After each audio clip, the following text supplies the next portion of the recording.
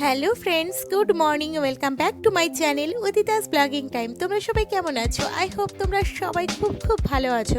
আর এখন ঘড়িতে বেজে গিয়েছে সকাল 9টা। আর দেখো সকাল 9টার সময় কি সুন্দর ঝলমলে রোদ উঠেছে। আজকে সূর্যি মামা কিন্তু ঝকমকিয়ে উঠেছে, তাই না? আগের দিনের ভিডিওতে দেখিয়েছিলাম যে সকাল 9টার সময় এত পরিমাণে কুয়াশা ছিল যে পাশের বাড়িটাও দেখা যাচ্ছিল না, বাট আজকে কিন্তু সূর্যি মামা একদম ফুল মোডে একদম ঝকমকিয়ে উঠেছে। যাই হোক, সকালটা শুরু করে দিলাম বাগান থেকে আর ব্রোকলি দিয়ে। উদিতা ব্রোকলি তুললো। তো আজকে মেনু ব্রোকলি, বাট ব্রোকলি রান্নাবান্না আজকে তোমাদেরকে দেখাবো না, কারণ ব্রোকলি রান্না অনেকবার আগে দেখিয়ে ফেলেছি। এবার কটা বেগুন তুলে নেবে উদিতা কিন্তু গাছ থেকে ফল তুলতে খুব পছন্দ করে, আর আমিও খুব পছন্দ করি। তো দেখো কত খুশি, তাই না? খুব খুশি ও। তো আজকে কিন্তু এই বাগানটা খুব ফাঁকা ফাঁকা লাগছে, কারণ বাঁধাকপি যা হয়েছিল সবজি সব তুলে সবাইকে, আশেপাশে আত্মীয় স্বজন সবাইকে দিয়েছি, নিজেরাও খেয়েছি। এখন অবশিষ্ট দুটো ব্রোকলি পড়ে রয়েছে। তো বাগানটা বড্ড ফাঁকা ফাঁকা লাগছে, সেই কারণেই আজকে নার্সারিতে যাব গাছের চারা আর বীজ কিনতে। তো সেটাও তোমাদের সাথে শেয়ার করব, পুরো ভিডিওটা স্কিপ না করে কিন্তু দেখবে। আর এই দেখো উনুনটা কিন্তু আমি নিজে হাতে বানিয়েছি, কেমন হয়েছে কমেন্টে অবশ্যই জানিও। আর আমার ভিডিও যদি তোমাদের ভালো লাগে অবশ্যই লাইক, কমেন্ট, শেয়ার, সাবস্ক্রাইব করতে ভুলো না কিন্তু। দেখো কটা ধনেপাতা তুলে নিচ্ছি। বাড়িতেই এই টুকটাক সবজিগুলো লাগালে আর দোকানে যেতে হয় না, প্রচুর ধনেপাতা হয়েছে। তো এখান থেকেই আমি অনেক দিন হলো ধনেপাতা কিনি না, এখান থেকেই আমি তুলে তুলে রান্নায় দিই। তো আমার মেয়ে এসে গেছে, মেয়ে এবার ধনেপাতা তুলবে। দেখো ধনেপাতার উপর আক্রমণ করেছে। যাই হোক, ও ধনেপাতা তুলুক। আজকে আর রান্নার ভিডিওটা তোমাদেরকে দেখাবো না, আজকে ডাইরেক্ট তোমাদেরকে নিয়ে যাব দুর্গাপুর নার্সারিতে। তো চলো, ওখানে প্রচুর গাছপালা রয়েছে, তোমাদের খুব ভালো লাগবে।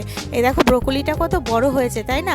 গাছের টাটকা ব্রোকলি রান্না করলে দারুণ টেস্ট লাগে। এই যে দেখাচ্ছি, দেখো একটা ব্রোকলি, দুটো ব্রোকলি এখনও টোটাল রয়েছে, কত বড় হয়েছে। এখন তুলবো না, জানো তো, ব্রোকলির নিচ থেকে আরও অনেক ব্রোকলি হচ্ছে। তো দেখা যাক কতটা হয় তারপরেই। তো এই যে একটা টমেটো গাছ, দুটো ব্রোকলি গাছ, আর একটু মূলো, একটু গাজর, এইগুলোই এখন অবশিষ্ট পড়ে রয়েছে বাগানে। তো বাগানটা পরিষ্কার করে আবার গাছ লাগাবো। চলে এসেছি দুর্গাপুর নার্সারিতে। দেখো এখানে গাছের মেলা, এগুলো বেগুন চারা।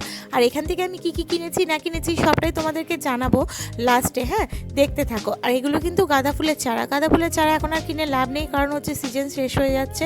তো ঝাউ গাছও রয়েছে, সব রকম কি গাছ চাও সব রকম গাছ, তারপরে ফুলের টব, তারপরে সার, তারপরে গাছের ওষুধ, সব কিছু এখান থেকে পাবে। তো এত বড় একটা জায়গা জুড়ে এই নার্সারিটা করা হয়েছে না, দুর্গাপুরের এই চত্বরে এই নার্সারিটাই সব থেকে বড়। আর এই নার্সারিতে প্রতিদিন প্রচুর পরিমাণে ভিড় হয়।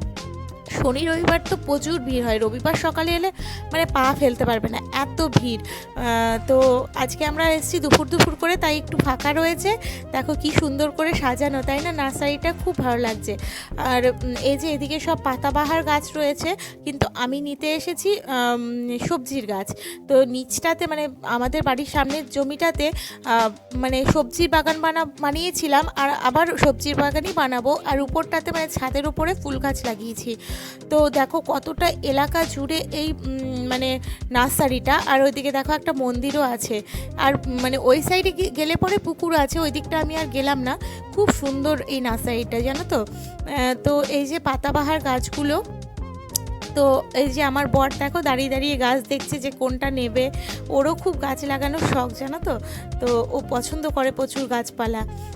তো চলো এবার আমরা নিয়ে নিই। আমি কিন্তু নিয়েছি বেগুনের চারা, আর হচ্ছে পালং শাকের বীজ, আর নিয়েছি হচ্ছে ভেন্ডির বীজ, আর নিয়েছি হচ্ছে গিয়ে কাটোয়ার ডাঁটার বীজ। তো সেগুলো লাগালেও তো 1 মাস টাইম লাগবে, তাই না, হতে। তো জমিটা পরিষ্কার করে এই বীজগুলো লাগিয়ে দেবো। আর কিভাবে লাগাতে হয় সব নিয়মকানুন ওদের কাছ থেকে জেনে নিলাম। এই যে আমি নিয়ে নিয়েছি, এবার চলো বাড়ির দিকে রওনা হচ্ছি। আর ভিডিওটা তোমাদের ভালো লাগলে অবশ্যই লাইক করো, নতুন বন্ধুরা সাবস্ক্রাইব করো, আর কমেন্টে জানিও কেমন লাগলো ভিডিওটা।